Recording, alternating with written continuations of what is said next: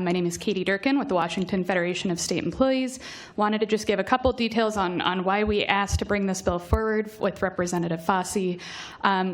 You may have heard there's a lot of collective bargaining agreements that we just came to and that the state has to now fund, so thank you.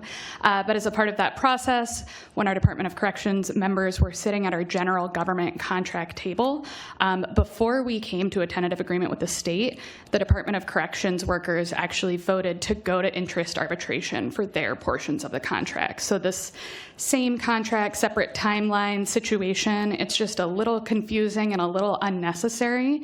We have other bargaining units, such as our Assistant Attorneys General, who bargain their own separate contract, not a part of the general government.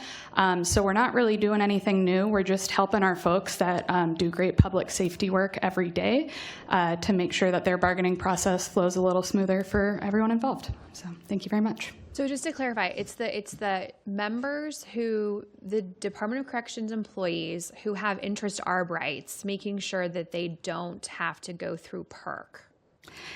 No, it's not that they don't have to go through PERC. It's just in the process where we're like bargaining our contracts. The baseline that we do is like a giant table with all these different state agencies at the same table, and they may break out into subgroups, but they're all creating one master document to like address the same, problems. When our Department of Corrections folks are able to go to interest arbitration, nobody else at that table has that step. So it just kind of separates out those two processes because they're not like smoothly flowing together. Okay, yeah. Got it. It's a weird technical little bill. Got it, thank you. Please proceed. All right, all you, Doug. All right. Good morning, Chair Berry, members of the committee. My name is Doug Chapeau. I'm a Community Corrections Officer 3. I work for the Department of Corrections, the Community Corrections Division.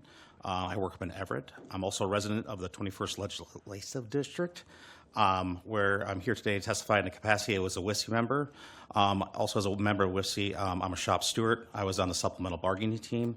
I'm also a policy team delegate. So.